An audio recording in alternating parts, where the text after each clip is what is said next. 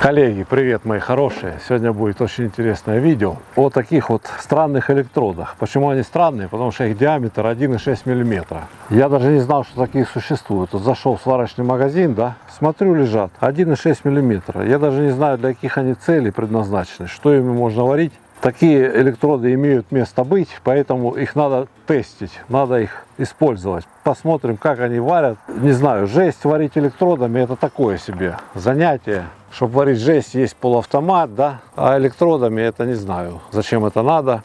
Ну, в общем, сегодня вот мы с большим трудом нашли, у нас от прошлых видео остался профилек 1,5 мм. Вот попробуем его поварить. Не знаю, какой же будет процесс. Давайте я вам покажу, как они выглядят.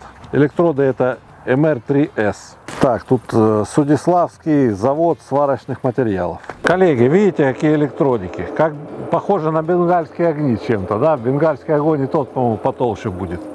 Видите, совсем тонюсенькие. Ну, 1,6 мм диаметр проволочки. В общем, попробуем сейчас, поварим, давайте.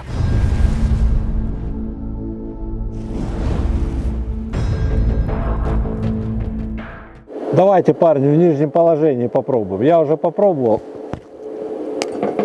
Очень сильно шлакуются, да? Если ставить параметры, которые указаны на упаковке, видите, шлаку сколько, ужас. Я поставил на 5 ампер больше, чем указано в рекомендованных параметрах.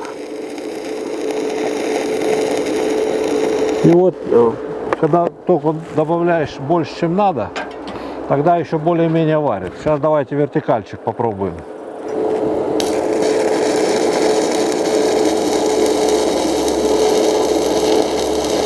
Вот куча шлака. И еще я заметил, козыряют они.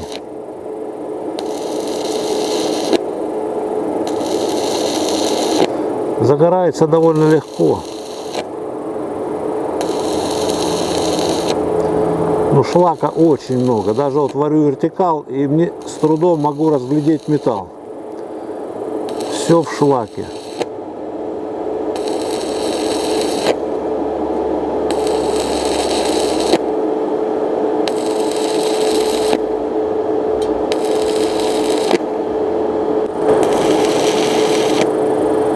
Ну а так, заварить-то можно при желании. Только я не понимаю смысл такого диаметра 1,6.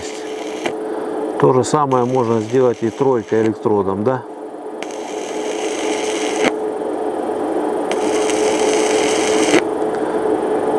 Ну все, электрод у меня кончился.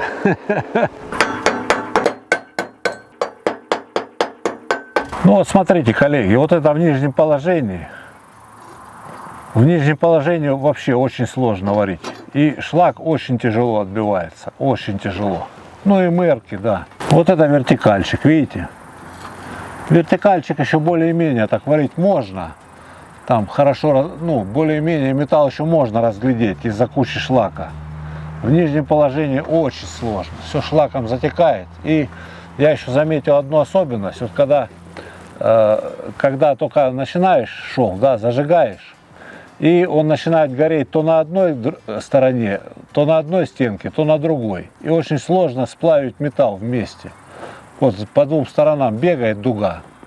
Очень нестабильный процесс. Ну, при желании заварить, конечно, можно. Парни, ну, какой я итог могу подвести? Я не знаю, какой смысл в этих электродах, даже вот не понимаю. Может, вы мне объясните там в комментариях, что ими можно варить. Очень сильно шлакуются, да, шлаку очень много. Даже немножко козырек присутствует. Да и вот даже вот так, если посмотреть, с одной стороны обмазки побольше, чем с другой стороны.